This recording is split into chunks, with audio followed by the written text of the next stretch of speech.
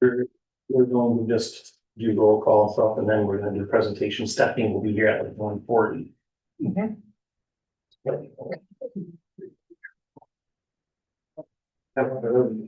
Presentations. Oh. It's right. Heavenly Father, I ask that you help us do the right decisions for Oklahoma County and like to take a moment of silence for fallen officer Ted Townsend. Thank you. Good.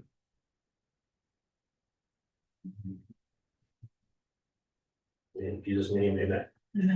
I pledge allegiance to the flag of the United States of America and to the republic for which it stands, one nation, under God, indivisible, with liberty and justice for all. And I'll take a quick roll call. Craig. Here. Terry. Here. Adam. Here. Carolyn. Here. Dave. Here. That being said, until our clerk shows up, we're gonna launch straight into presentation. And for waste management, Eliza, if you would. Elisa, hope I said that right? Lisa, yeah. There we go. Where do you want me to You stand? can stand right at the podium, wherever you'd like. Okay. Thank you. Wherever you go. Okay, this works. Spread my stuff out. Thank you for taking time. I was here about a year ago when we first brought up this topic of the materials management planning process. The state Department of Environment, Great Lakes and Energy, Eagle, requires a solid waste plan to be done. It's been 25 years since the last planning process. Initially, solid waste plans were updated every 5 years, and they were primarily to look at landfill capacity. Is there a place for the garbage to go? After this 25-year hiatus, the state they updated their Part 115 legislation and basically in statute said all counties are now going to develop a materials management plan. So a year ago, you all agreed to sign on to the 5-county effort from Alpena down to Iosco along the lake shore and work together as a region. I work for RRS. We have been doing solid waste plans for 35, 40 years in the state and supported these counties last time, 25 years ago, that you did a solid waste plan. They're now called materials management plans. And we have started working as a committee. We've met several times. And Alpena is the designated planning agency. It used to be NEMCOG would run this as the Council of Governments. But Alpena, because they have this new recycling center going up, and they're going to offer hauling as well of recyclables, counties decided to have them be the DPA, the designated planning agency. So they're the ones that are going to be invoicing for the cost of the work. The state, by mandating this plan, is paying to have it done. But what we didn't know a year ago that we know today is that it is a reimbursement grant. So the money does have to go out before the money comes back. So there is a work program that I think is in your hands that can be submitted. It needed to be broken out by county, but it shows that for the first 3 years, as you spend funds towards this plan, you will get a full $75,000 back. If you choose to be billed monthly by Alpena County, the invoice that will come to you is going to be around $2,500. So the memorandum of understanding, that payment form that we're asking for you to decide how you want to pay to have the plan done over the next 2 years is, do you want the county to be billed monthly about $2,500 a month? As soon as you spend the money, you can ask the state to be reimbursed. So it can become a rolling process. You spend the money, you send in the reimbursement, they send you the money back, and that'll keep going. The really cool thing is the plan, only the $2,500 a month is spread out over the 3 years of the planning process, but we're going to get the plan done for you within this first year. It then gets approved The remaining money, so the total that the state will reimburse you, that $365,000, only 70,000, and maybe not even that much will go towards the planning process. The other $295,000 is going to be yours to start investing in whatever programs or infrastructure that gets developed in the plan that, you know, Terry and others are going to be involved in determining. So I'm sure, Terry, you'll be reporting each month as things develop. There's going to be opportunity for stakeholder engagement. So, you know, we can come to a meeting, we can have a meeting, one of the meetings here, and invite the public so that your residents and businesses can have input into the kinds of programs they may want to see. The state does require a minimum level of recycling being offered to residents, but not for a number of years. So that's one of the benchmarks that each of the counties will be looking at. How are we going to meet that by that year? So there's going to be some very tangible things we'll be working on. So the three choices for paying, like I said, the first one is just want to pay the full 70,000, get it over with. No one's choosing that, but initially one county said that's what they wanted to do. So it's offered as an option of the 5 counties. The second option, which I think most have been choosing, is a monthly invoice will come from Alpena starting this month or next month. And you'll agree to pay each month. And again, as soon as it's paid, you can go through the reimbursement process with the state on an ongoing basis. The third option is if it feels like too much of a burden, or for whatever reason, you don't want to pay, you want Eagle to give you advanced funding, which initially they said the money was going to come to the county and the county would do the work, right? That's what when I was here last year, that's what I said. That's what Eagle was saying. They totally changed their tune. They have. They did, yes, they did. And I can tell you that your designated planning agency, Alpena, fought really, really hard. He talked to the state representative, he talked to the state senator, he and the representatives, Cam Kevin's lobbyist, went to Phil Roos's office, the director of Eagle, and said, you told us. We actually shared a recording from one of their trainings saying that they were going to pay up front, right? We did all that work. And for all that work, they said, fine, you want to get your money in advance, you got to go through a process. We're not going to promise anything. It's going to take a while. So that is an option. You could choose to do that. But at that point, we would give you the contact at Eagle and, you know, would wish you luck with that. Yeah. Not to interrupt, I'm sorry, I apologize. Awesome. If you choose option 2, does that make it so you can't also ask Eagle for advanced funds? No, does not. I think Okay. you probably could do both. Okay. Absolutely. All right. Yeah, because your agreement is with Alpena. Yes. How are you going to be responsive to them? Okay.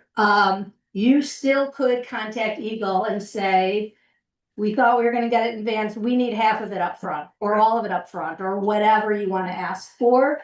The interesting thing is in the new calendar year in January, that $75,000, a new pot of $75,000 is available to you. Yeah. So this is going to keep rolling with these opportunities. But again, the money does have to be spent upfront. Yes. But the money comes from Eagle, Correct. not county. Correct. Alpena. The money, And assurances that an entity that said a year ago, you'll have it up front. I'm supposed to believe that entity now? so what's going to happen when that work program gets submitted, that shows how much you're asking for the grant for this calendar year, that grant agreement that comes back to you to sign is a contract. And that's where it will be spelled out. We didn't have a contract before. Eagle is worth how much? Well, we hope it's worth $75,000. I don't, you know, I can't speak for what they've done, but it's really frustrating. It's very frustrating. I know. And it's gotta be almost more so for you than for Very. us. It's for everyone. It's been really frustrating because again, they were supposed to start 3 years ago with this process. So it's been very slow to get to this point. They sent you out to promote that. Yeah, yeah. And get everyone signed up. Each word. And then we had to wait. Yes, I do. I apologize. That's okay. Yeah. So that's where we're at. We are now meeting monthly. We're starting to gather the data. We're doing the work. Alpena is going to start billing, and this is the option to sign off on what feels right to you in terms of how you're gonna pay for the process. But all the money will come back to Reimbursed you. yet? No one's been reimbursed yet, no. Nobody's turned in, because there have been counties that have already paid. Yes, there are counties. Correct, so this 5 county group, no money's come back. No one has the grant contracts yet, but there are other counties that have signed agreements. Cause we And the received works a on bill for $8,000 that we haven't paid. So that's the other thing, is that as soon as you have that signed grant agreement, you can submit to get that reimbursed. So past money spent, But we never did pay that. oh, well, so then when you pay it, you can immediately submit. They said anything preparing to submit the work program does count as work in this effort. So that was something else we fought for, and they agreed. So that 8,000, you could, as soon as you submit the work program, you get a grant contract, you can then submit. You pay Alpena the bill, and then you could submit to get that money back. So we can't get any of this money back until the grant gets written, or the contract is executed and written. Correct. The work program that we sent to resubmit, the thing that looks like that. That has all the budget on it. Boy, I understand it. It's said so what? that 8,000 that separate from the 2,500 a month. Yes, but it's part of the total 70,000 Okay. that's owed Oh, okay. over the course of the 3 years. So the 8,000 is work already done, but it's part of the 3-year 70,000, because the clock's already ticking on the 3 years. We've already been working. Well, and that's what it was. Right. We had that, but we didn't pay it because it's like, we're supposed to get this grant. Correct. It's- No, I totally understand. Yeah. Yep. So is this will be multi-year or just 1 year only for this one? They only wanted 1 year at a time. So sometime this fall, Eagle's gonna send out information saying we're starting the next calendar year of this grant process. January 1 is what we expect. In statute, it's in law, they've gotta get the money to you. It's just the process is way stickier than we had hoped.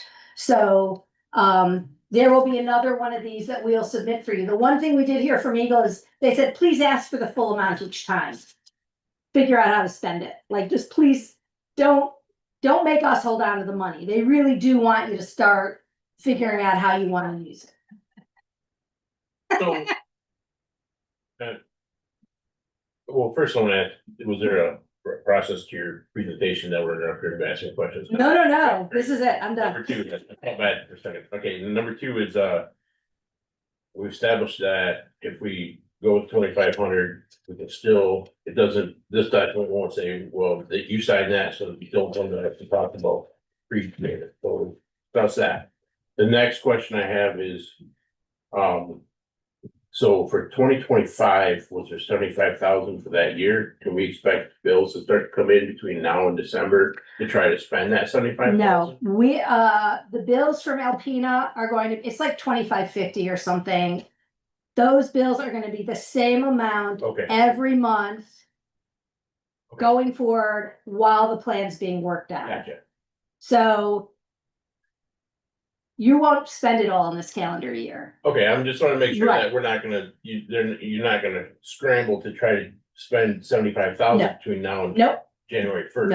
no, Okay. you're gonna have a new pot of money to spend from while you're still spending the first pot down. Understood. Yep. Okay. So how are you you're not gonna bill for the work that I was already done? Yeah, We did bill Alpena. Alpena billed you and you've chosen not to pay That's the it. 8,000. that's the, Right. That's the. that's on top of the 2,500 a month. Right, Okay, so you've only done $8,000 worth of work so far, is what you're saying? yeah, Okay. Yep. That's what. What it boils down to is that we were kind of standing on the We were concept that we were gonna gonna get money first. I understand. And that's the only reason why we've chosen to take that stand. Yeah. Right.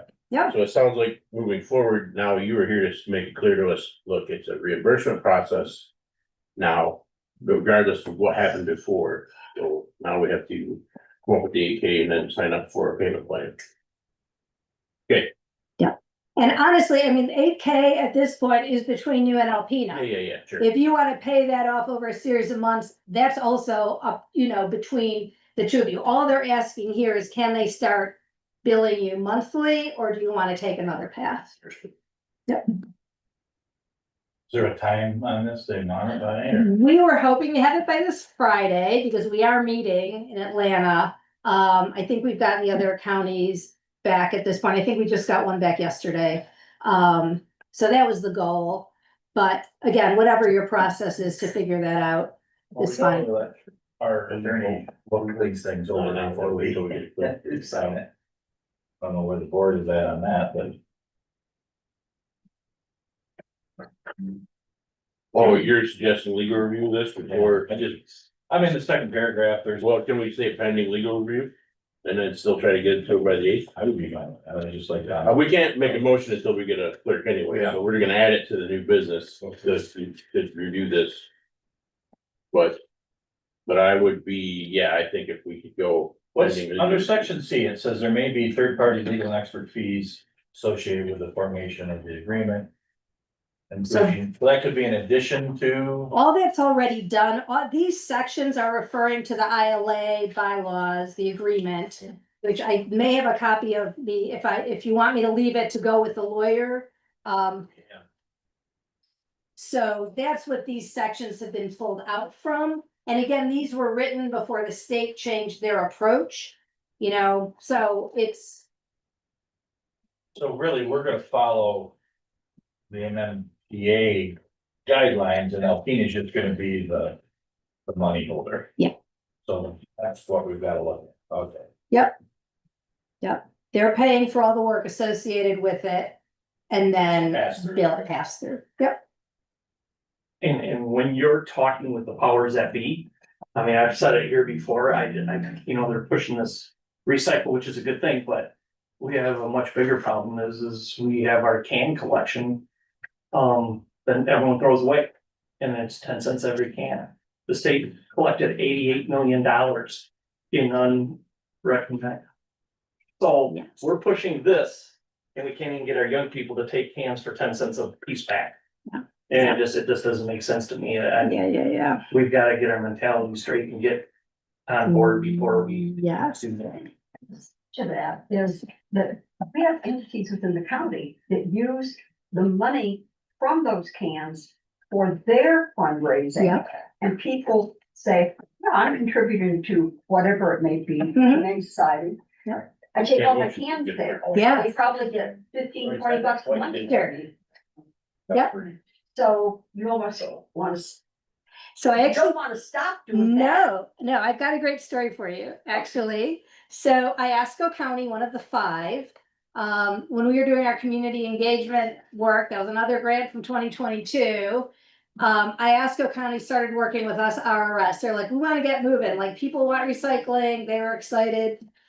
So they are getting ready to launch their recycling program, and they're getting 3 recycling drop-off sites that are gonna be available every day of the week.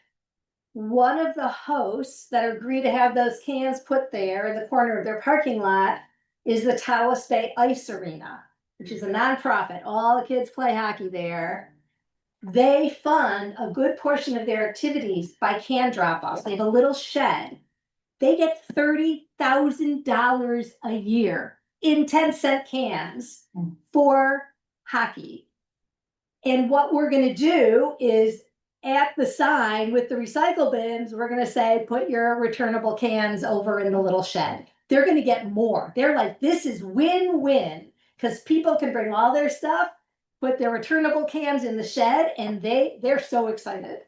And so anyways, that's an example of working together. Those cans are gonna get recycled too.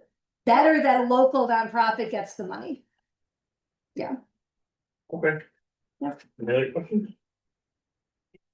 We got it pretty straight now. Okay, Appreciate you coming in and explaining that to us today and clearing up the air. anytime. Just come back. I will, I'll be back, for sure. Terry will invite me. More often than you said. Okay. Thank you. Thank you, yeah. Make a motion. Yeah, I'm ready to make a motion on it.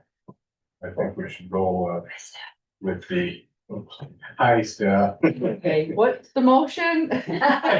So, Good question. the county MMP payment plan agreement is the motion. Well, we did the whole You should look at it, maybe. Probably has it. You got one of these? Right. Yes. So I believe, How do you wanna put the motion? I'll tell you the words on somebody current this. Motion to approve the county MMP. The chair to sign upon legal review. I'll support. Move to second. Oh, and quick option B, right? Yes. 2,500 a month. Yes. Okay. Sorry. Yeah. Roll call? Any other comment? Any other comments? Roll call. Brumman, Yes, Brady, Yes. Johnston, Yes. Yax, Yes. Small. Yes.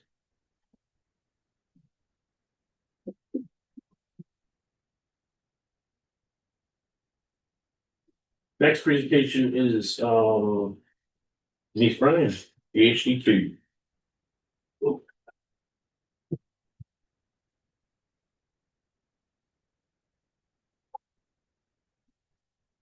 Good afternoon. It's wonderful to be here in Harrisville today. Lovely summer day. I have the privilege of being your health officer for 12 years. Next month will begin my 13th year. I brought with me very dedicated and hardworking representatives of our management leadership. I have Corey Upper, who's our EH director. He used to do EPC here. Devin Oswig, our deputy health officer. She used to do health ed here. And Connie Shaw's HR admin. And online is Tony Spalliot. He's our newest finance director. Don't scare him away. He's a good one. So, you know, the best part is bragging about the hardworking staff and presenting the annual report. It is a privilege to recognize that staff provide a lot of endless sacrificing to serve our communities, creating health and referrals and linkages to much needed services. You will see in there the standard public health programs of environmental health, clinics, home visiting, emergency preparedness, communicable disease surveillance, and health education work. And, you know, the Board of Health Commissioners have been very supportive. That, you know, we're a district health department is an intergovernmental agreement. So we serve 4 counties. And we have moved from when I first got here to pay attention to some finance and sustainability of public health operations to recognizing that we're a safety net for the community and regulators for environmental health especially. And when the pandemic hit, you know, we stood up and delivered in the 4 counties I was representing, second to no one. And one of the reasons we were so successful is how networked we are in our communities to make things happen expeditiously. And that went on way too long, over 2 years, and staff worked endlessly. The COVID lemonade money that came in was really well spent.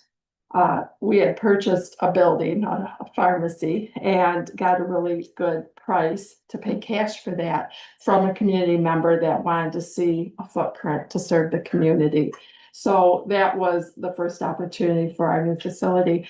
And the second one was infrastructure money that came in to rebuild public health, recognizing that it caught a lot of administrative, public health and others off, that's something that broad. We needed to really scramble and mobilize. So with that infrastructure dollars, we paid cash for the renovations, and the specs for the renovations pre-pandemic were about 249,000. And you know, we were well over $500,000 on that, but we paid cash using that fund, not one local dollar went into that. So that's an example of good planning at each local level and investing in the staff that work there to have a great facility and a community to come together. It's one of the things I'm most proud of in my 12 years that we were able to do. But again, it's the whole teamwork from the board all the way down to the janitor that came up and put desks together. From the pandemic, we moved into recovery, and 30% of public health people have left the field. It got brutal. And I am now told, this will be my 30th year in public health. I have seen the housing bubble burst. I have seen gas prices drive recession. So there's always, when there's an influx of dollars, the famine follows, the dry up, the accountability, and we're well into that aspect now. So that's our future threat for October 1st is 30 years, I've never not had a budget by June. And it's end of August, and they're not saying I'm gonna get one early September either. So they're saying do a flat fund for 26, which is already going, what, 3% behind for cost of living. And the other pieces, they've already cut like EPC down to 72%. Hearing and vision, oral health, they're on a chopping block to be taken from public health and put over to the schools. And so that's a threat to our indirect, because we spread our utilities and rent, attorney bills, cybersecurity insurance, professional liability, all through the programs. So when you lose programs, it narrows your spread for indirect. So that's one of the concerns I have going forward. Now, we were so broke when I took over 12 years ago. I made a promise to hit $1 million in our general fund and eventually create a reserve. But I said it will take me 2 to 3 years to do that. And it also took a lot of conversations with the union and staff to buy into a vision of how to rebuild our public health. 18 months later, we hit $1 million. So, and now we have $1 million in CD savings and a $5 million budget proposal. And I just think that what's going to happen, we have already laid off with the Doge that came in on the health resource advocates. That money got pulled back on April 1st for the previous day, March 31st. We did those layoffs. Whenever I bring positions to the board, I say the money goes away, the positions go away. There's no magic, even though we have reserve funding, and it may sound like a lot of money that's landed out in CDs, could be gone just like that. We need $500,000 each month for operating budget. And we are looking at 2 layoffs right now for September. The budget we presented was about 90,000 in the red. We did talk to the board that we have not come back for an appropriations increase since 2018. So I guarantee you, we have had fiscal stewardship in our heart all along. But at this point, this many years later, we felt it was reasonable and justifiable to come with a 10%. You never get what you don't ask for. And because we're in unprecedented times.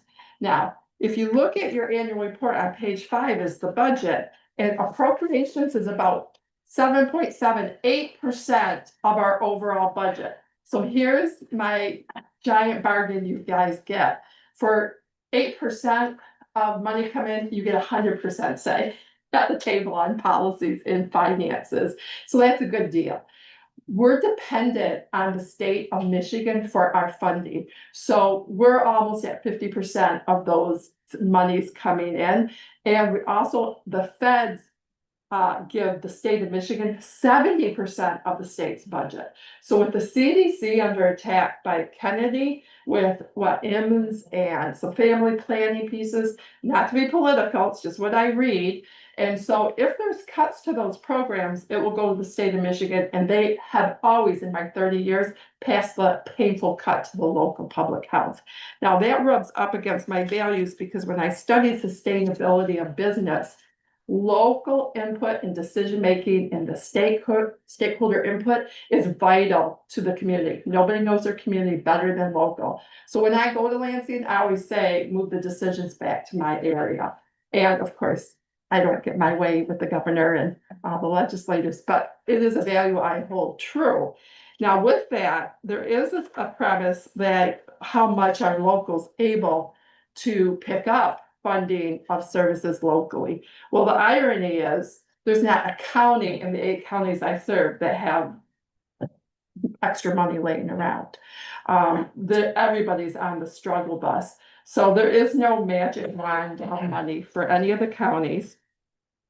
For the other piece, our fees drive some of our revenue coming in, and we could raise fees. Right now, the state's investing in environmental health. So that's only been about 3 years. For 27 years, they did not invest in environmental health, and now they do. But clinics, health ed, home visiting programs, the WIC, those are all, who knows what's really gonna happen with some of those. When we talk expenses, our payroll is 70% of our expenses. So we're not in widgets and gadgets, we're in the people industry. They froze their wages for 7 years before I joined. And I could make $1 million in 2 years, but I could not get that wage up 10 years later to the competitive nature of Saginaw, Gaylord, Northwest area. It's hard to compete because 7 years was really too long to not invest in staff. But there were such dedicated local people. But once the pandemic hit and the whole world with technology could work remote, we all lost talent to Lansing and other states. Major tech companies can have our residents working. We see that reversed. I held to in-office work because we're public servants. And I'm not saying if somebody wasn't in a 7-hour training that they couldn't do that from home, but I did on a routine basis allow staff to work remotely outside of 2020 when we closed a few times. So that was not favorable, but when you're in the public serving and you gotta be a nurse giving shots and in the restaurants doing the inspections, I did want 10% at home and 90% working, so we held to that. I would say our cost of doing business is astronomical. I would say it's leaping by 8 to 10%. Tony and Connie are looking at our healthcare insurance. We have Mesa going up at least 13%. And we usually have rates by now, and they're not giving rates right now. So you all know the lay of the land. It's hard times. It's going to get worse. That's what I'm here to tell you. I would say that incoming, dedicated staff, I hope you can appreciate them and applaud their efforts. In terms of going forward, Tony has some more numbers to talk about, but I do want to say, we went to IASCO 2 weeks ago. They were not thrilled to hear the 10% number. A commissioner was missing. They invited us back this morning, 2 weeks later, and we got 3% approved through that board. And that to me was really disappointing. And I always say, if I go in and ask, what can I live with? And I was gonna live with 8%. That's where I was, like, ask for 10, and really, we needed to be about 8%. So they're at 3%. Escoda County, another small county, they're about 60,000. So their 10% is gonna kick in 6,000. And they wholeheartedly, and they have money issues too. They wholeheartedly went in on the 10% for the 6,000. But I told them the other value for intergovernmental is what applies to one goes for all at this point. So we capped it at 10, and then I'll have to revisit if a different number gets approved at the different counties. So you do have the authority to figure out what is the number for Alcona to contribute towards local public health. So any questions on the annual report? Let's see, are we able to unmute Anthony or Tony to speak on some of the formula?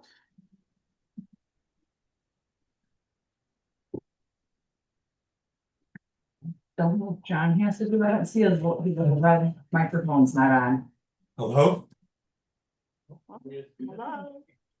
We can hear you, Tony. Okay, thank you.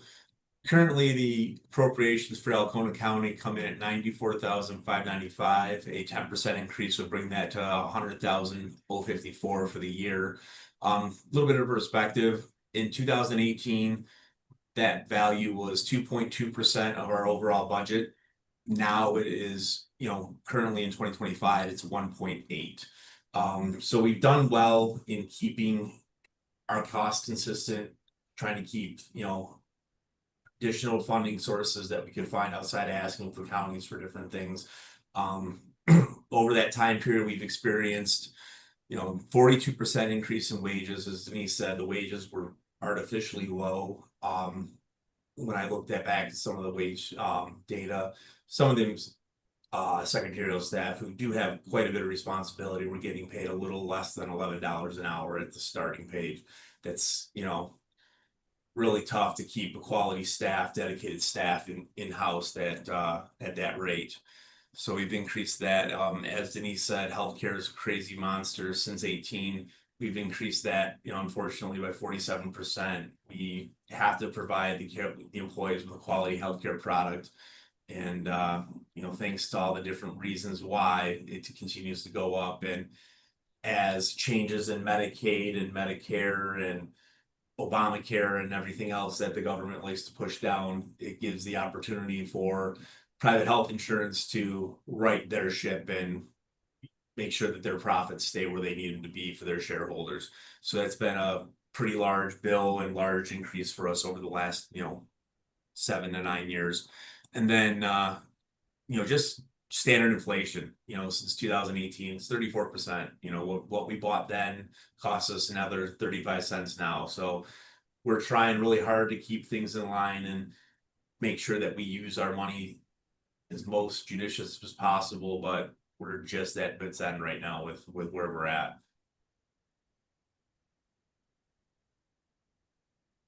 Questions? I do appreciate your time. The 10% increase, get it back up to 3.2%. He said that when we were, Tony, can you hear me? I can.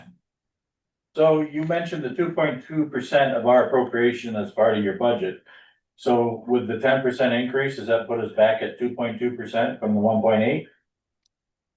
Let me do the calculation. I did not look at it that way. I apologize. Yeah, it would be 115,000. Yeah, 115,375. Sorry. So you would still be under, but it would be more in line with, where we need to be.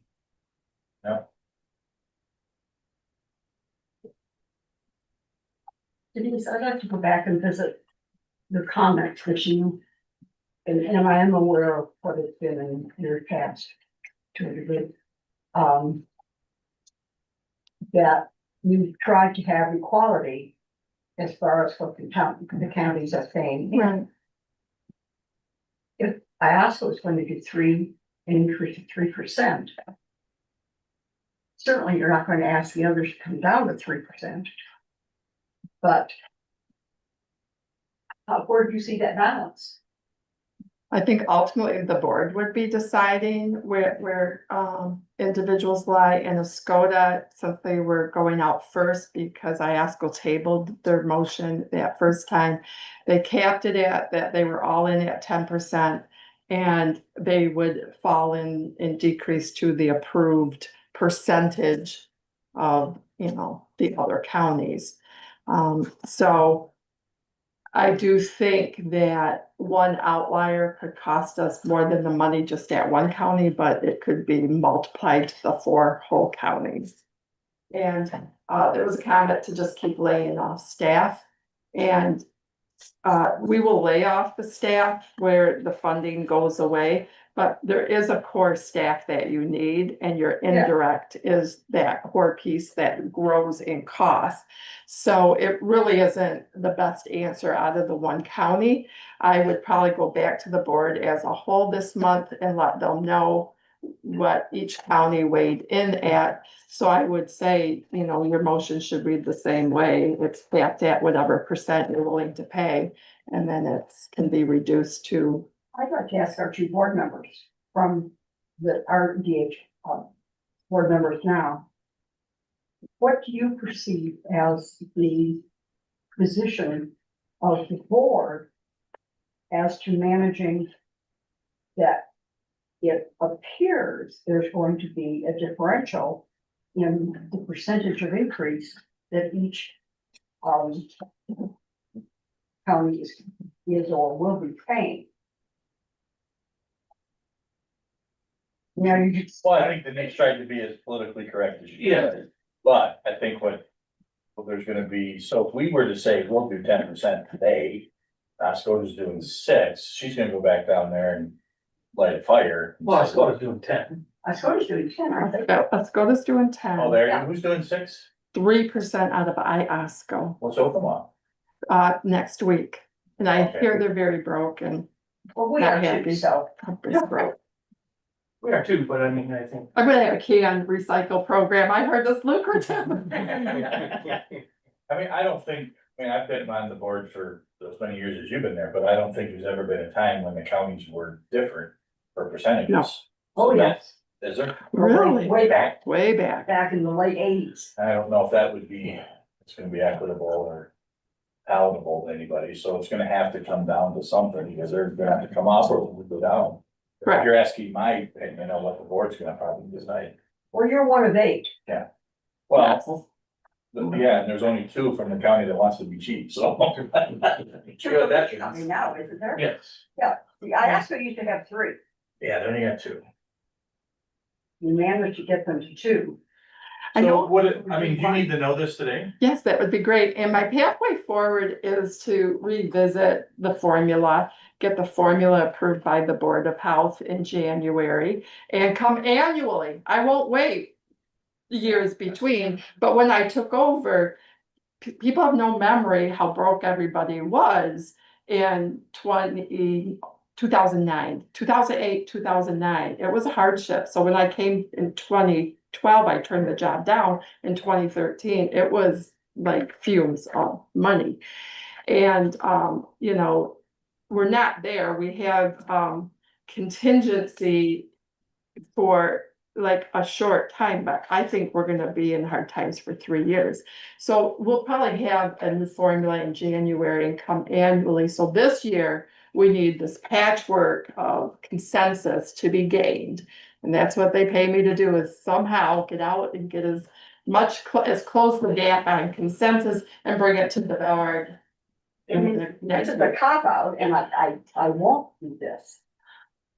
But my position sort of is, yeah, we'll try to step up to 10% when everybody else does. Mhm. Which, But that's the rule, that was the value at hand, was everybody at So 10. this isn't an increase on the next budget, this is an increase to the current. It's for October 1st. Starting next. So it'll be next year. So we can go. Okay. And you're still 50,000 short. Yes, yeah, we're still short. We got layoffs planned and then we'll continue to go back. And it's the 10% is gonna be about a little under $9,500 is what it would come In to. the vein of Commissioner Brumman's questioning, I would ask finance, you guys can take a look at this and get back to us, or is this something? Well, we don't have a magic $10,000 sitting anywhere, but it's just a matter of the board want us to find it.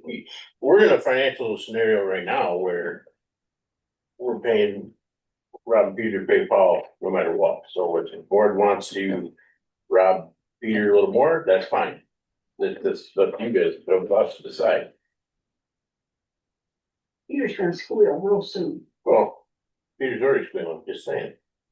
So to come to us and say, do we have a magic money somewhere? No. Then, no, we don't have that anywhere. We don't have that sitting anywhere. Right. But like everything else we try to do to get things done around here, you have to. You also have to do things to make things work. Is value worth the effort to make it happen?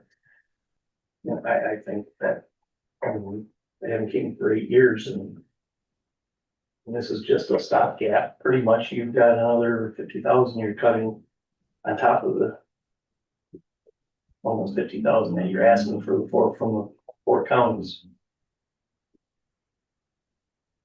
Want a motion now or you want to do it? What are you doing now if you want?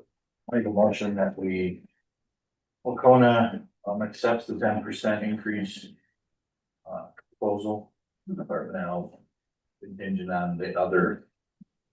Four doing the same, and if it isn't the same, then it shall be the same as established by the director. We can vote on that as the 8 board members. Yeah. I'll support that. We're supported. So basically you're saying we'll go up to the 10, but we're gonna level or whatever. Yeah. Shakes out. Yeah, all right. We already got 4 of them. Yeah, you're gonna be between 3% and 10, because that's kind of the basement, and 10 was the ask. Well, that should go for your sales approach when you go back to the county. It does help. Yeah, so any other, I would just say many accolades.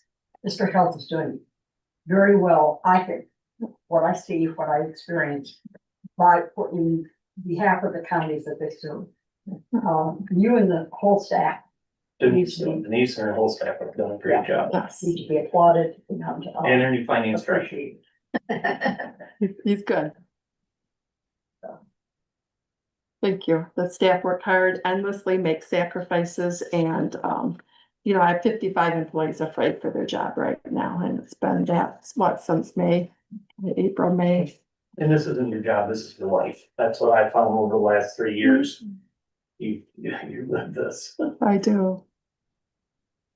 And that's the other cost savings is, as soon as District 2 was stabilized, I became a shared health officer and really looked at the sustainability of linking 4 to 2 as really a collaborative voice and a bigger footprint to have impact in Lansing or towards grants. And, when you talk windshield time, I'm the queen of driving up and down 65, 72, 33 everywhere. So it's what my passion is. I'm called to do this good public health. The other key thing is I have a retirement plan. I don't know, 2 or 3 years. We have health officers resigning like crazy, but we have a backup management team different from 12 years ago where there wasn't leadership. We will never face another who's the health officer again. And there were brutal years when that was the case. We have trained and invested in leaders. And so the department is in very good standing. Finance has been the hardest to find across both districts. And we have a guy who moved to St. Helens and loves Northeast Michigan. So he's all in. He came from a for-profit business and he's got really good metrics and a good accounting. And that's been a gift that kind of got us out of some spiraling things there. And staff, they're dedicated. It's not always perfect. We have union issues. I will say the board has been exemplary and a pleasure to work with all 12 of my years. And it really has been like the lighthouse of really good governance. And that is what keeps me here too. When we're all pulling in the same direction, it's a gift. So thank you. roll call. Brian, Yes. Brady, Yes. Small, Yes. Johnston, Yes. Yax. Yes. I'll just need clarification on that contingency part of the motion. Well, a heartfelt gratitude and thank you for all you do. Appreciate it. Thank you.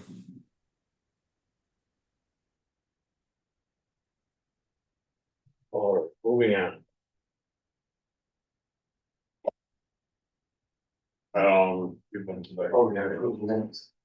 Yeah, I'll make a motion to approve minutes from August 6th. Second it. Who seconded? Any questions, comments? All those in favor? Aye. All opposed? Motion carries. Hey, let's have some public comment that we forgot to do it for 3 minutes. Oh, nobody's here. They all ran away. Right. Shucks. Okay. So we'll go into unfinished business. I saw some emails floating around about this cable kiosk motion for June 18th, plus the costs. Did I see that today? I don't have it with me. There was the meeting happened with the Security court meeting. And we're looking at, and, Scott, if Scott wants to talk about it, you want to talk about it right now? Whatever you want me to, I think for weekend, he was looking at, I mean, what we're gonna need is a budget. And it can be through the sheriff's budget, or if we want to do something new. Or, and I mean, we're recommending, everyone's going towards having some type of person at a door, even Ascota County is doing it. And that's, I mean, we looked up 2 people, you'd have part-time people and around 60,000. Yeah, it's gonna be in that neighborhood. There's different options we can discuss for employment, I guess. Yeah. Commissioner Brum would yell at me if I didn't stand up. There's some different options we can look at for staffing it, but I think the best option is part-time folks. And, from what I currently have, I can hire part-time deputies, I can hire part-time, corrections staff, which have wages already set in the union contract. What I would recommend is maybe going to the union and asking to open up another classification, which is part-time courthouse security staff. And propose a lesser rate of pay, because these are uncertified folks, they're not certified in corrections, they're not certified in law enforcement. And I think we can get away with paying them a lesser amount. The reason I recommend that my office handles it is not because I'm looking to pick them up, but there's not another agency within the county that's equipped to recruit, hire, background-based investigations, oversee, discipline and train employees to do courthouse security. So it's a big lift for us to do, but I think we can do it. I have personnel right now in the part-time ranks, probably to just about close to fill it right now.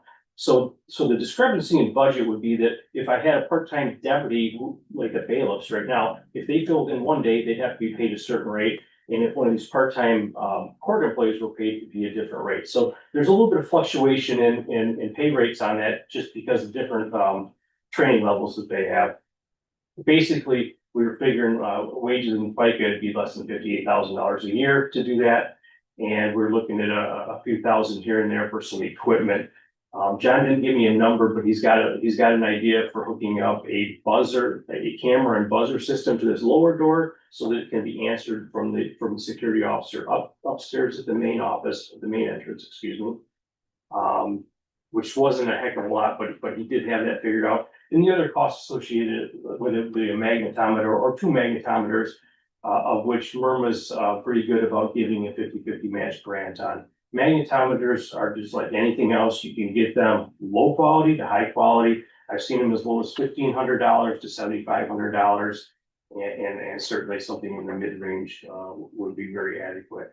I think probably to start off, we could probably get by with one to start off, put that upstairs and see how it goes downstairs. We could probably just use a wand down here in situations that need be. I think we're pretty familiar with everybody that this door is used a lot less than the upstairs one, but because of ADA, we have to have this one open and accessible, which it would. Some concerns is that it's not accessible to the public. The county building is not accessible to the public. I would make an argument to all of you that right now, this building is not accessible. And what I'm proposing is somebody sitting at the front door watching a magnetometer and greeting people as they come in with the door open. And maybe he's got to shut it if he's got to run down here temporarily. But I think that's a lot more open and inviting to the general public than trying to sign in on the kiosk. Especially if somebody wanted to come and go to the bathroom. Yeah. If they want to run in and use the bathroom, they got to check in with the security guard, walk right by and go use the bathroom. But they're in and out without having to sign in and have a badge printed, swipe your ID or any of that business. So I really think that this is, even though there's somebody there staffing it, I think it's less restrictive than what we currently have.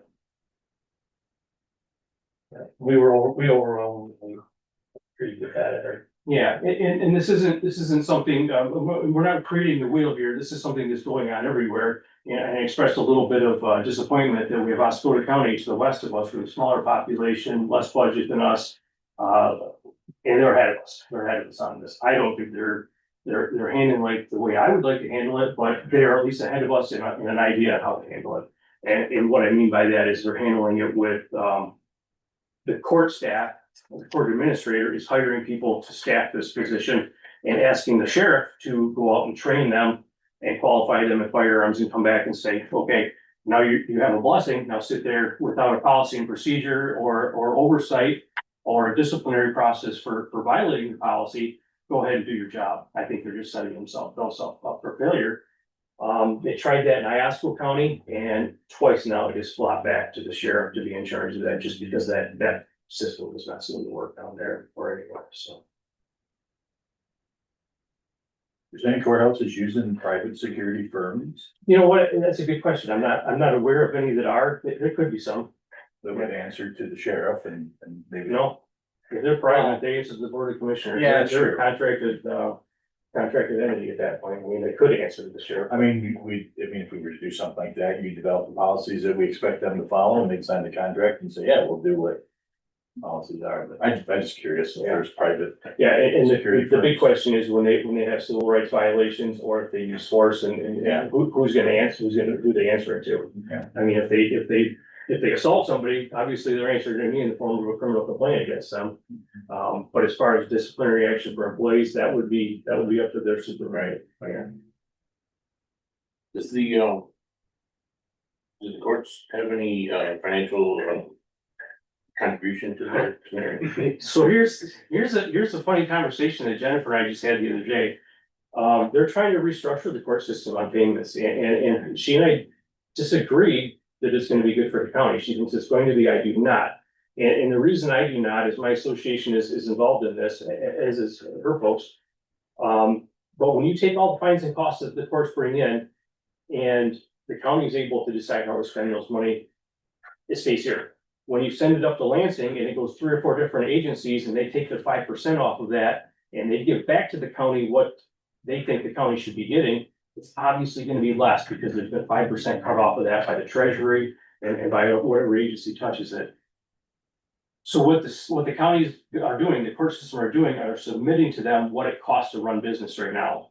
We did not submit any cost to the state of Michigan for costs for security, nor for bail. Cohorts of mine in other counties submitted those things. They submitted costs for bail. They submitted costs for transports. They submitted costs for court security. So I don't think we're getting anything back. And I don't know if they're basing what we're going to get after this restructure happens based on what we told them we spend, or if it's gonna be based on some other metrics. I'm not sure. But we did not include those costs in it because at the time we didn't have costs, and the cost for the bail comes solely out of my budget. So they didn't reflect that in there. I really think they could have. I don't think that would have taken too much of a stretch to include the cost of bails in that cost study. But that's a great question. The answer is, I don't think anybody really knows how this is gonna go for courthouse funding or court funding. Made worse by the fact that they're in flux and how they're gonna even set. Right. Another one of those MIDC things where. Yeah, it's going to be, you know, and it's one of the things where, you know, I stand pretty firm that I'd like to keep control of things locally. Where the state is gonna take all of that money from the counties and then redistribute it back to us however they see fit. I just don't see that making an outcome for us. I wonder if we could use the building fund at all, to try to offset some of that. I know we've been using it for new carpets and desks and stuff, but I'm just saying, what if we were to, The hardware thing, the upkeep and the purchase and all that, I don't know about the. I think the matching costs to the county for the hardware, I think probably would be very hard appropriate way to spend it there. I don't know about personnel, that the appropriate spend on there or not. no, but at least we could get a breakdown, some of this stuff. Yep. Okay. Yeah, overall, we're looking at probably, you know, first year, obviously costs will be a little higher because we're buying equipment, the big equipment, but overall, we're talking probably $75,000 or less of budget. And like Commissioner Yass mentioned, we can write it up 2 different ways. You can write up a separate budget like I do for secondary road patrol or school resource officer or marine, and you can write this up as courthouse security. Or we can just write it into my existing budget and we can work out that, like, I guess I'd probably prefer something separate, so we can keep an eye on how that's being spent. Well, in the event that we get reimbursed, it would be Sure. ultimately easier to do that if we had it separate. But I don't know, does the safety committee come up with any kind of timeline? Timeline is, from my perspective, we can start tomorrow, or we can start first of the year, or anytime in between, doesn't really matter to us. I have part-time personnel right now where I could probably make it happen pretty quick. I'd like to get some more part-time people on board just for flexibility reasons. But I have 4 part-time people right now that have expressed some interest in it. 2 are part-time deputies, 1 is part-time corrections, and I have a part-time reserve officer who fills in parades and stuff like that, is very competent, but do. And we're familiar with him as our former 911 director, so. He's too busy over at the church helping me over there. I just have to get permission from his wife and he's got. So I have to know where to ask. Just no bracket, the best thing that ever happened to it. Straight over there. He's the best thing. That dude's awesome, but He's anyway. been very good with the county. Well, would you have some resources in time to put together a budget if you were to do it out of your, review as a sheriff? And present that to us Absolutely. at your leisure. You don't have to hurry up and get it to us for the next meeting, but. Appreciate that. After this week, we'll go camping after this meeting. Yeah, precisely. So, and then even try to maybe work that into, the talk of how that might impact you wanna hire another deputy, right, for road patrol or whatever that was. How can we marry that all together in one kind of a attractive package scenario? In a nutshell, right now I have nowhere to recruit from. I don't have the ranks of somewhere where I could recruit from. This potentially could be that, I could bring people in part-time and work as a court security gig and see how they work out. And the hesitation about sending people to the police academy off the street, you just don't know what kind of employee they're gonna be or what kind of person they are until you've seen them in action. And seen them show up for work every day on time and complete the job every day. This would be that opportunity. Yeah, throw the budget together and then, Dave and I will talk to, Jennifer about court funds scenarios. Yeah. Including and up to using, building, what's that even called? Building preservation. Building preservation fund monies or whatever, how we can get that to profit. Yeah, that's right out of the court system for the fines, even way, maybe the fines we could enrich that fund a little more somehow. Yeah, so, all right. Timeline. Could someone from the security team explain to me your vision of how this will function? But before that, let's, Oh, I'm sorry. I'm sorry, let's have Sheila. It's just a funding thing. Would this qualify for the Homeland Security grant? Do they do There are a couple of anything them. with that? No personnel. No, they only staff for equipment, so is that the question is for the equipment? It could, Maybe get it could. a little more than. Generally, do they want the law enforcement one that I'm talking about for the anti-terrorism one? It might, but generally they want to see projects that link agency to agency, like radios and computers and that type of technology. The other hold up on that is I've already asked for $60,000 over the next 2 years for radios, which meet that. Wow. I haven't seen any projects of this nature come through, but I don't mind asking.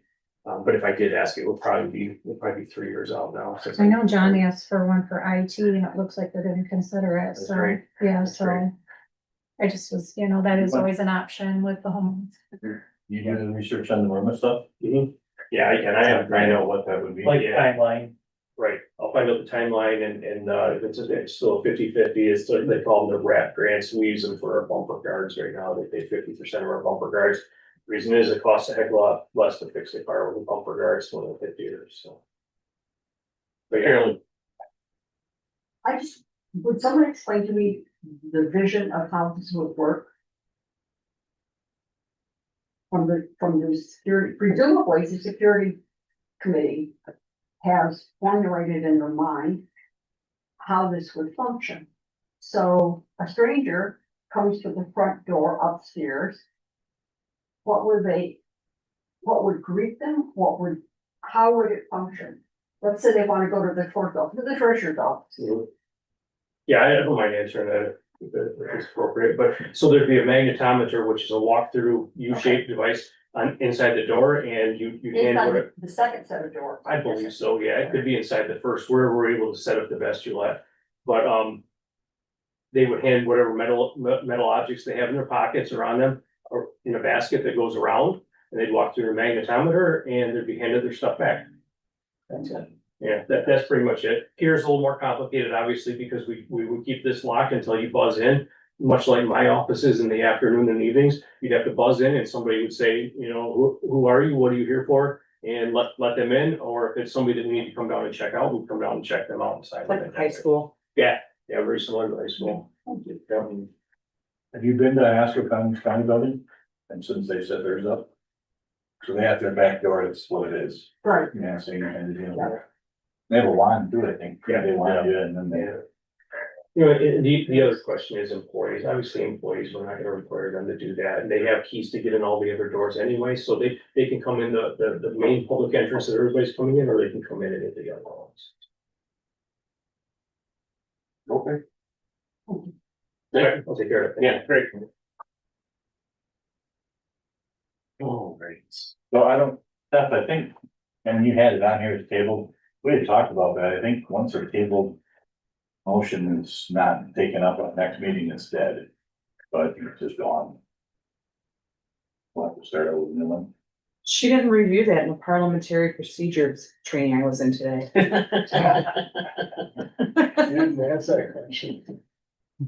Yeah, I think it's gotta be taken up at the next regularly scheduled meeting. And if it He is- gave me a cheat sheet too, I'll check out. Let's do, so before we get into new business, I forgot to add, after second public comment today, we're gonna go into the closed session for the Teamsters Local 214 mediation agreement. And we need to add new business, Harmony's weekend, approved the yard use for exhibitors, I guess. And we're gonna take care of that, and I think that's it. So now we'll do claims.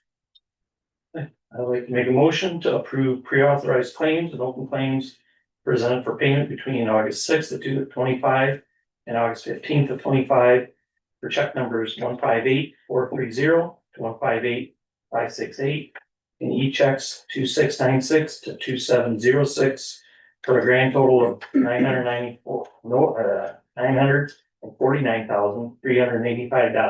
$949,385.66. Second. Moved and seconded. Any questions, concerns, comments? Roll call. Johnston, Yes. Small, Yes. Brumman, Brady, Yes. Yax. Yes.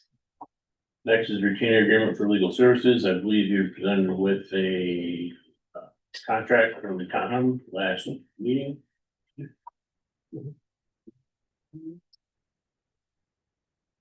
Yeah, I brought it in. That's in our packet. That is the, Within the packet. yep, Boils down to is that, you know, in the past, we have retained our, the current prosecutor for legal services for the board.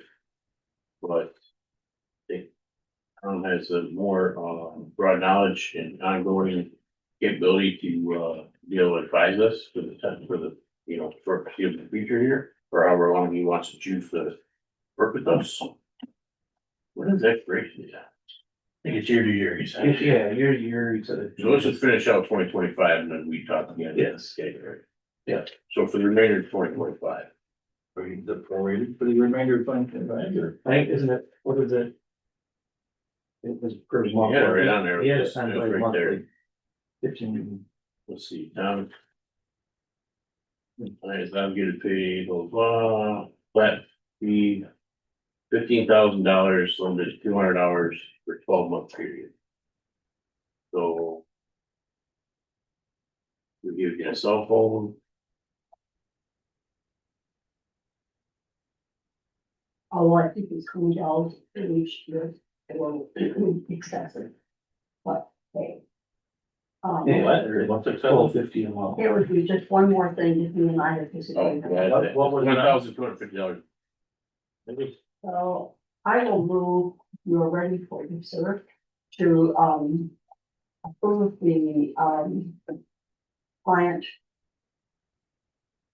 agreement with the law offices of Township Michael for the contract as presented, flat fee contract as presented on this day.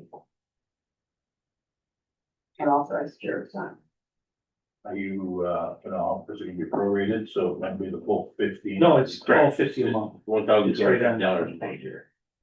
Oh, 3/4 way down. Paid on the first of the month or whatever. I'll second.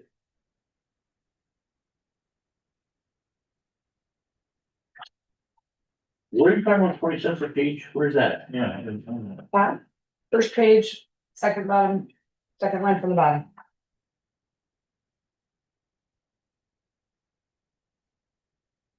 Oh, reproduction costs. 20 cents per page. I see.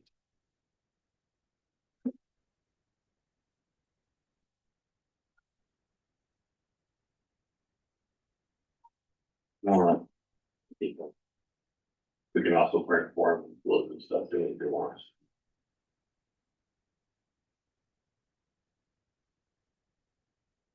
Any other comments, questions, concerns? Roll call. Small, Yes. Johnston, Yes. Yax, Yes. Brady, Yes. Brummer. Yes. Motion carries.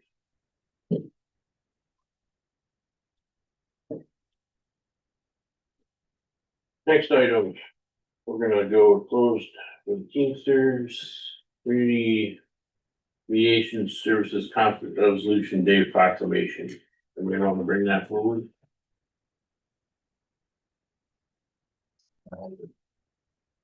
I don't know.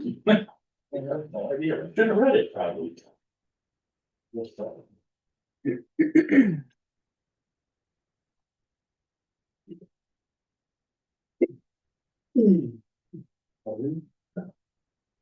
Mediation services and, oh, this one. Well.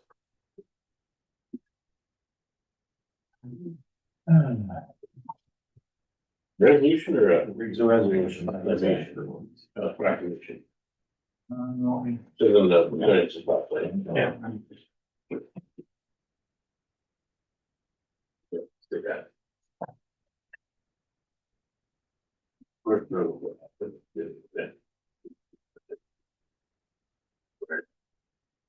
We're doing both ends of that, October 16th is the.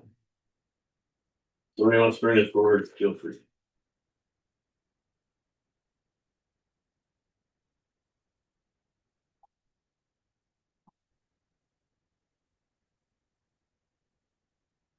Don't talk the same way. If you wanna do it. Not hearing any excitement about it. So I'm gonna move on. We're gonna go into, okay, so I'll make a motion to. Okay, let's step back, I'm not saying it yet. How many weekend we let the music grounds for the exhibitors? Well, I'm gonna bring up, what about bathrooms? I know in the past we talked about letting people use bathrooms. We, Building's always We been, don't- we've been very trash. close. Closed, okay, good. You're close to close. Why, just spark my memory, They've adjusted themselves, they have enough porta potties now, so they've gotten away from us expecting that, Correct. so. So I- I know the volunteers, Yes. they use it, but The building is closed to the public except for the volunteers that actually operate the fair. Cause they use our break room downstairs as their staging area for making coffee for all of the vendors. And storing all their donuts and stuff like that. They're the only ones that have access to the building. They basically just use their downstairs break room and the restroom, but it's only the people that are working the desk there. So- Checking out. No vendors come in the building. It's only the small group that's I will make a motion for what he said, plus allowing the what is it? It's the Harrisville Arts Center. Harrisville Arts Council to use the Correct. grounds for the festival. Move to support it. While you're on that subject, Ray, I also asked, are we going to release early like they have been the last few years on that Friday? We Because voted on they that, park all downstairs. we voted on that 2 weeks ago. Thank you, Carolyn did let me vote no on it, so I wasn't she here. probably my no vote on that one. Thank you. And I never did receive a letter from them, like we annually requesting the use of the grounds. I'm told. So they did, I sent that to you, did you see my email? So they sent it to me and said, we think we forgot to do it this year, and I said, I'll get it. Greg emailed to us on Monday. Oh, I sent it to you. I was at conference. Yeah. Okay. Regardless, okay, so any other questions, comments, concerns, issues? All those in favor? Aye. All those opposed, motion carries.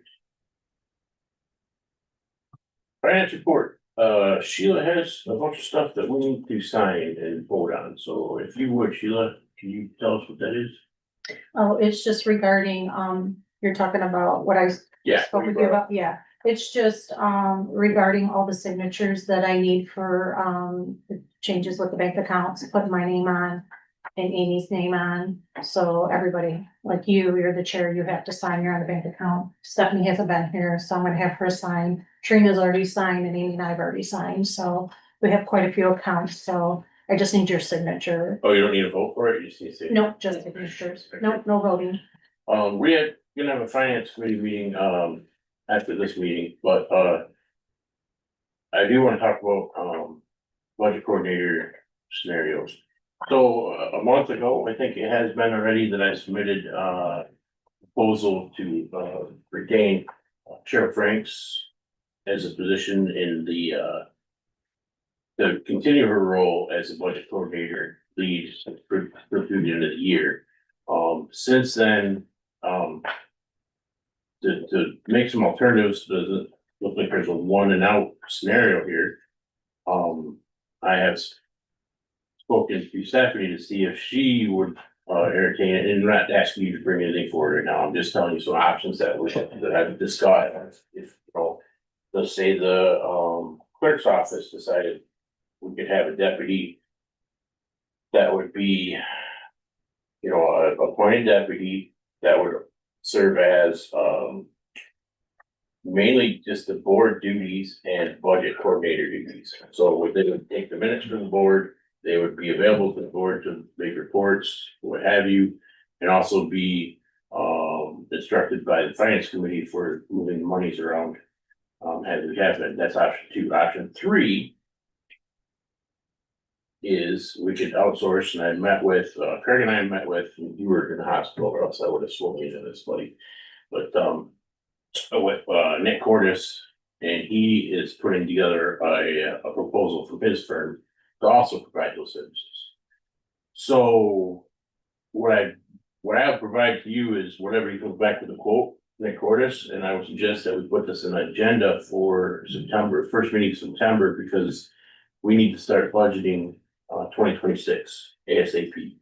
And it's gonna be, heavily dependent on who is gonna help us for the remainder of the year in getting that done, so. Those are the three options.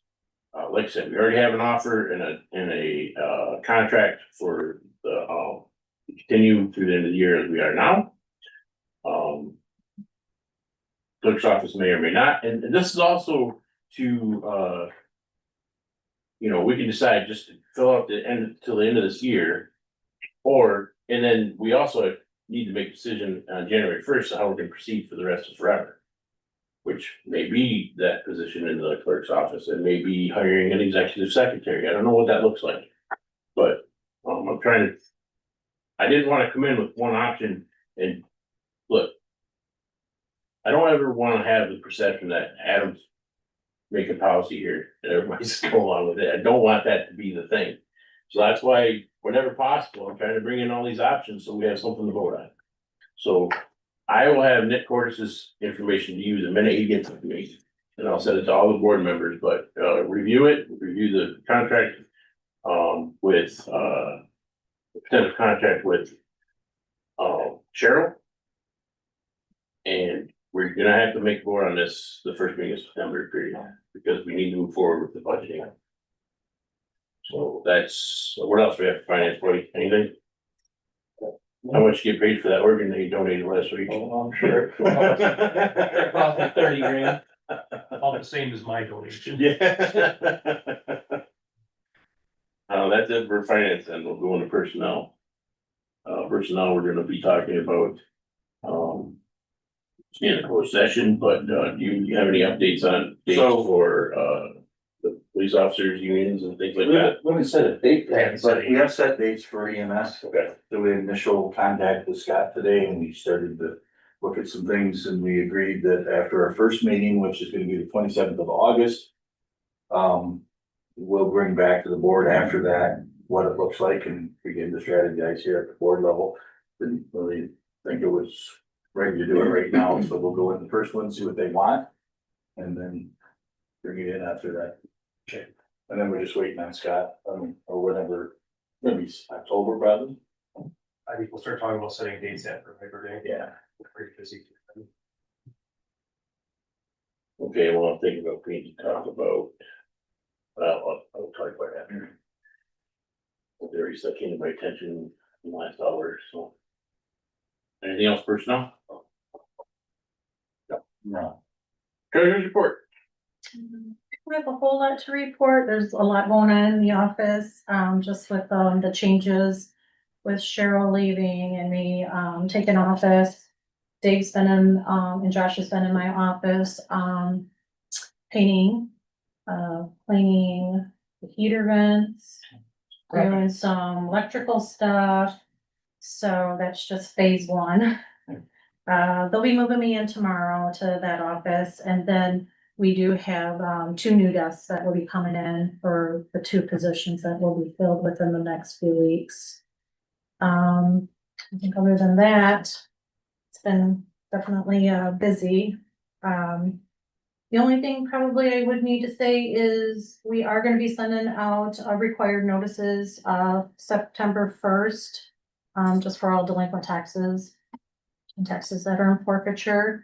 That is required by the state, so those will be, mailed out, towards the end of next week. I did, talk with Scott Stevenson, just a reminder, September 30th is the end of the state fiscal year, so grants are gonna be, due. Applications for new grants are also starting to take place, and just remember that anything with state grants, those are all gonna need to be submitted by September 30th for 2025 grants. Other than that, that's about it for right now. Thank you. Clerk's report. Just got back from the conference. It was pretty good. It was at, Mount Pleasant, and it was, saw Secretary of State Benson awarded the, Clerk of the Year award to, a UP clerk, Mark Kleiman. New income clerk is Hinckley from Calhoun. I know Scott knows her husband very well, the sheriff there. It kind of what Scott was saying too, with the state court admin office is really the one that requires a safety committee, as far as I'm aware. And that coming from the state level, they want you to pay for everything. And it's not a courthouse, it is a county building. So it kind of falls in a rough area there where you would think to submit bailiff costs, but you know, being in a county building, it's kind of separate than just being a courthouse. So they also, I learned that the state wants to try to take over all collections for the courts, which is a revenue to our county. And they think they can do a better job at the state level than we can as locals in a small county that pretty much know all of our defendants and how to get a hold of them. Linda could track anybody down, I swear. So that's coming down the line. They're trying to change that. Our Bill Zagman, our lobbyist, was there to present, and he reviewed some House bills. There weren't really anything scary coming down the line as far as I could tell, not like 90s early voting or anything like that, so that was good. We have a jury trial going on right now, which kind of led to the conversation with Adam. Brooke was sequestered because she's a witness. I'm at a conference, so Trina has to do court, which leaves Tina in the office all by herself, and this seems to be happening more and more situations like this are arising. I do see, I got a communication that Trina printed for my emails. It's on a lawsuit, so I haven't had a chance to look at it. So maybe while you're talking in closed session, I can review this and give you a quick update since it is attorney-client privilege confidential. So I have that. And then I also, Trina was going over the handbook and there was one or two minute changes. So we have the bill for that, but she thinks we'll be ready to go to put onto the next agenda for probably possible final approval, and then we can get this bill paid. That's it. Okay, got it, Sheriff's report. Big brief, because like I mentioned, I got plans. Plans aren't here today.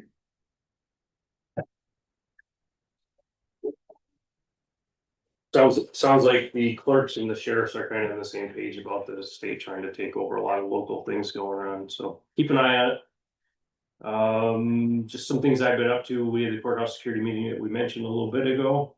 And later that day, I went to the Harrisville City Council meeting.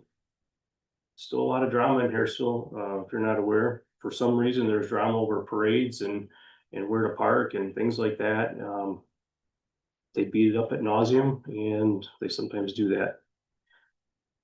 I've reminded a couple of the board members there that it's not always the loudest voice in the room that's right, but that's who's getting listened to over there. But they got some things to clean up. Anyways, after that, the next day I had this Northeast Michigan School Safety meeting. We do that on Zoom.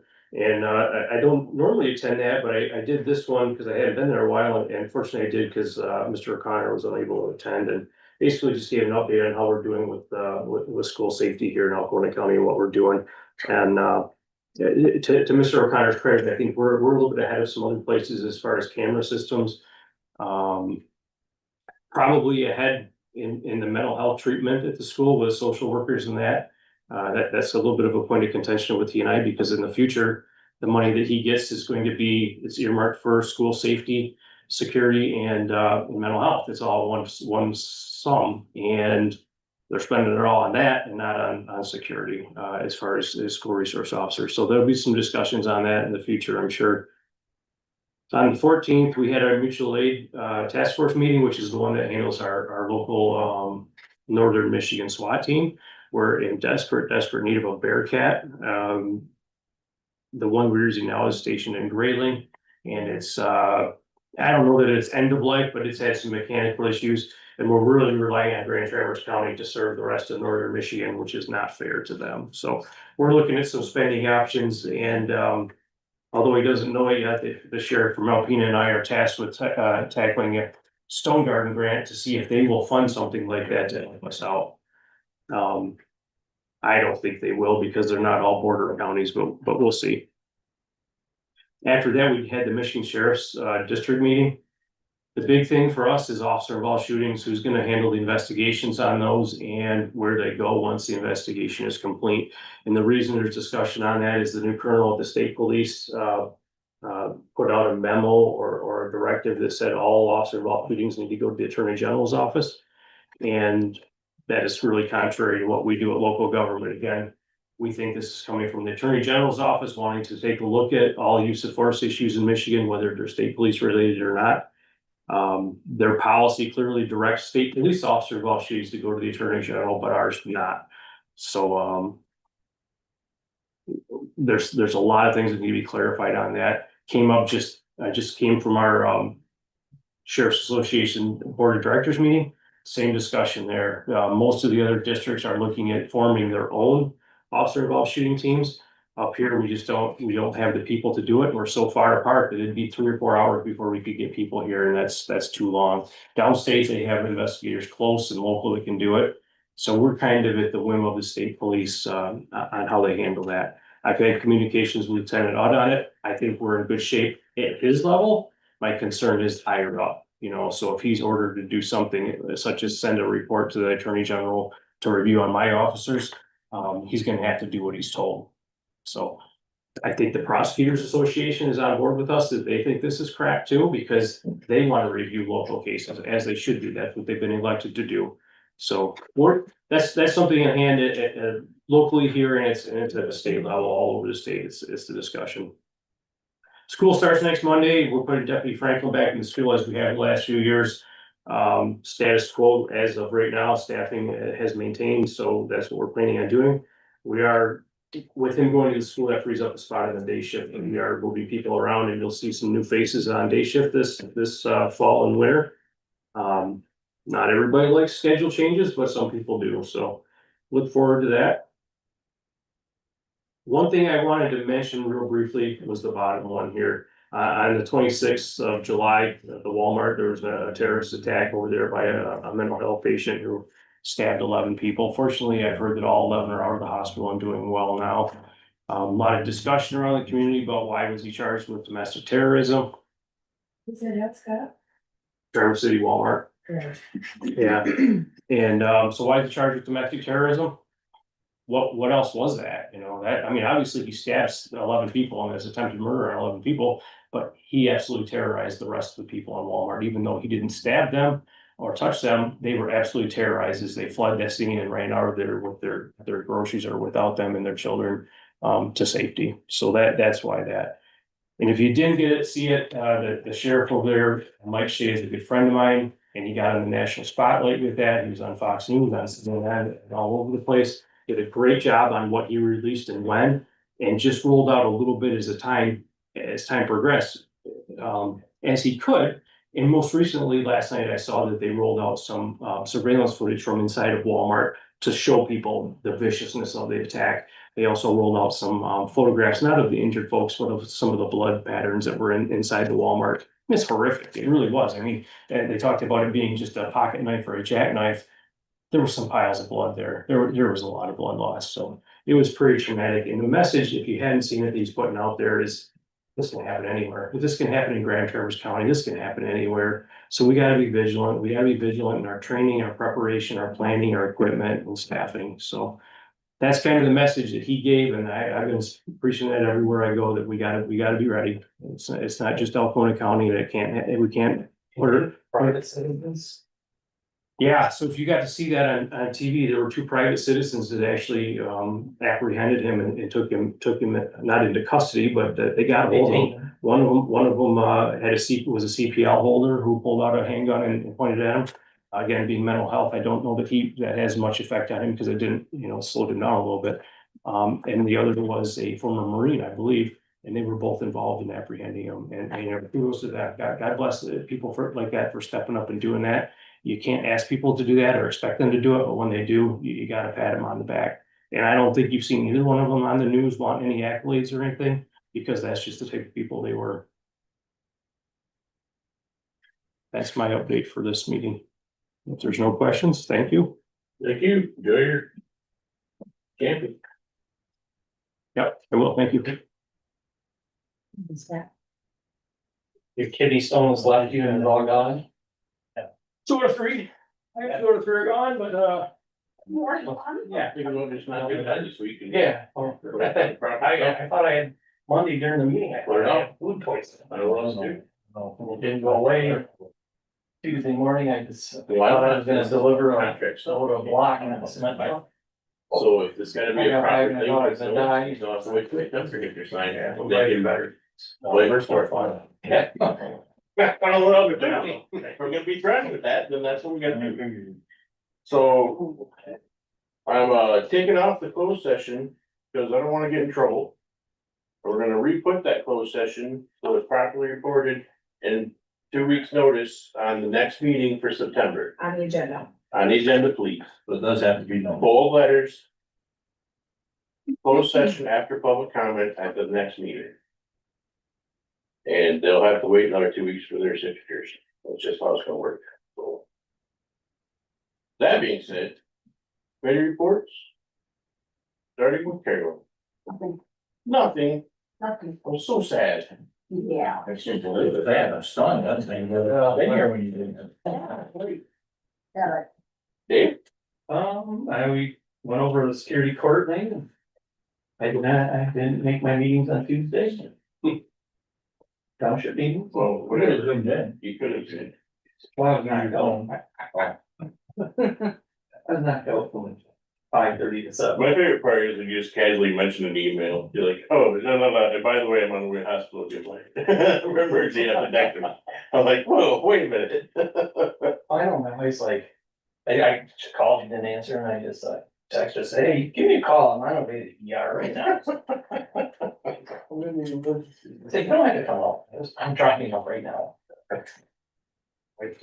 I will make mention of, the large solar project that was started off by Side Solar or several different names now is, in the process or has been purchased and all the leases been purchased by, Consumers Energy, so. And is that going forward still? That's going forward. They have plans for expansion. So, That was. Porta potty set up at the end of the field, and they've got a track vehicle doing board. Boarding. well, all the construction you see for that, the tall power lines and the new, transformers on the corner of that school, that's all for that. Anticipated. The dollars now, so. I would be there, just open links and die. They put for all the money. Almost a lot of property right after you get that.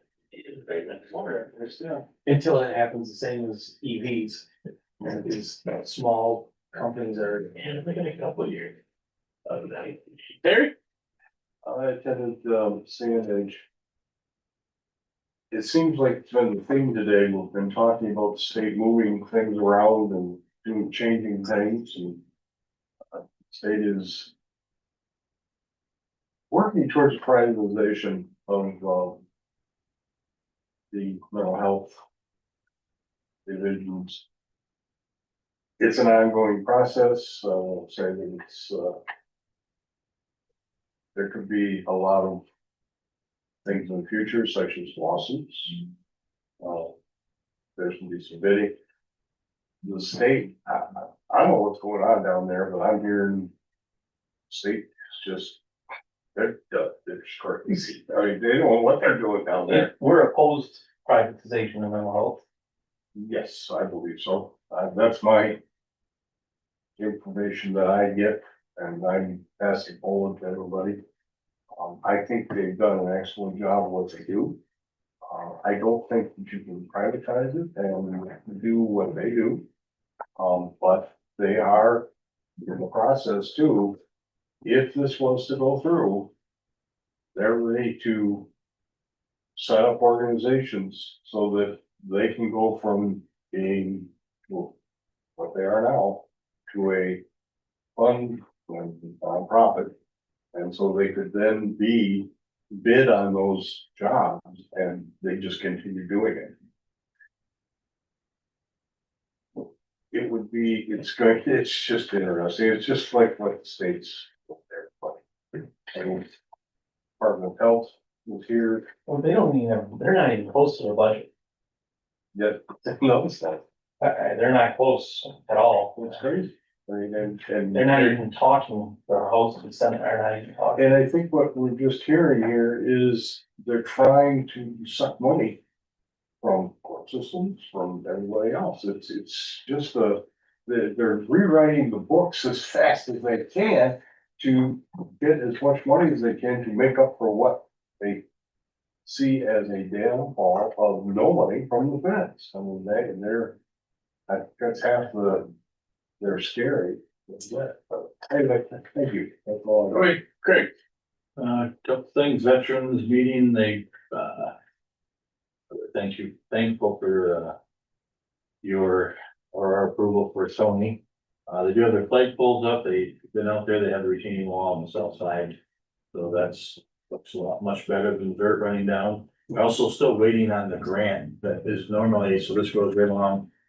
Sneeze and then, shoot, maybe. Okay. Thank you.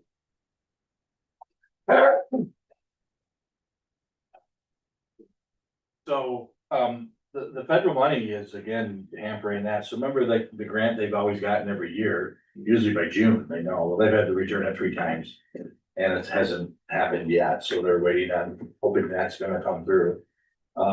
Beat grant, I haven't heard anything more unless you have, as far as I know, it's still in limbo, waiting for the bonus round, the showcase showdown that to finish up. I don't know. And then finally developed by Osco, so I haven't seen the flyer, I don't know if anybody else has. So they have a grant workshop, remember we got pulled into that part of that grant deal, so they're having a grant writing workshop. I'm not sure where it is, when I find out, I'll send it to all you guys, anybody's welcome as part of any municipality, the doctor who does the grant writing will be here. I think it's gonna be here in Harrisville, because I heard from a Harrisville Southern Council member, but I'm not for sure, but when I find out, like, if it's anybody who wants to go and get some insight on grant writing. I think that was all I have here. Harrisville City Council meeting. I did not go. I chose to stay sane. That'll be part of the job. Communications are in your packet, review your leisure, public comment, yes, sir. Hi, Dave Hanson, Milling Your Grounds. Which township? Harrisville. Just a quick note, I've been meeting with, Scott Rice and, our sheriff Scott and Dave and I have been talking a little bit. And one option that we're thinking about doing is we wanna figure out what the county wants to do with the property down the street where the MSU extension is at. Since I've been here, we keep kicking the project down the road every year. Our solution would be, or an idea is to maybe form a committee where we can sit down and figure out what is wrong with the property. Is it really with purchasing or not purchasing? And if we're not going to purchase it, we need to come up with a plan of where we're going to put all those people and things. As we get closer towards the end of our lease that we have on the property, we still need to find funds to put things. There's a lot of stuff down there, and there's a lot of personnel that we need to find out what needs to go there. My personal opinion of the property has changed a lot since I first started here. Learning about the property, it's actually a pretty nice piece of property. Finding out that that back garage back there that we currently have everything stored in is actually it's got city sewer, city water, natural gas, and electricity in it. So if we ever wanted to expand and add more storage down there, it's very feasible. If we needed to add more office structures or space down there, we could do it down on the property. Yes, it has some liabilities. We know there's a little bit of ground contamination where they had the above ground fuel tanks filling all the bulldozers for those years. The Forest Service did that. Yes, we could probably clean it up. But we've been putting this project on the back burner. We were supposed to do the roof. That first year that I started here, they had kind of talked about doing it, and then every year after that, we haven't done it. We've had a tarp on the roof for the last 3 years, and that's fading out. I met with one of the engineers towards last fall, and I got well, what are you guys gonna do about that? Well, we're still talking about that. So I've been doing improvements in the building they wanted to do. We updated both bathrooms, the ADA compliant toilets. We replaced the back door that was rotted on it. Because as the lease currently reads, the county is responsible for all the maintenance on the property. That's what we're responsible for. And they just wanna know, normal maintenance of the building, from heaters. We're having some issues with the furnaces down there. This year I had to spend another couple $100 to fix the one furnace at the one end of the building. So there's some long-term plans that need to get made if we're going to keep the property. If we're just gonna keep up the routine maintenance on it, maybe we just need to do a temporary fix on that roof. But I think a committee could sit down and look at all the options to it, then come to the board with where we're coming from and why we think it's a good thing or bad thing. The suggestion would be Scott, because he has storage down there, the sheriff, myself, the EMS director, because he has the trailer down there that he stores. If we lose that building, he has to find somewhere to put his command trailer. That's in the heated storage down there. Dave, because he's on building and grounds and also on the finance committee, and maybe somebody else. I don't know who else would be involved in that, but that's what we're looking for. I don't know if we come to you guys to see how is the board formed, should we go to the finance committee, okay, so. Who else wants to, I'd like to do it. There you go. Yeah, Craig, your list. What's that one, Craig, you wanna be on it? How much is it start? Can I price it yet? That one was donated by Bill Thompson, it was left over from his greenhouse, so that one didn't cost the county anything the first time. Doing it solo. We can do something down there. Even if it's just doing something, I just would like some people involved to help us figure out what we're gonna do. Good. And present it to the county of what we think we should do. Yep. Well, we have an ad hoc committee with those members. Yeah. Alright.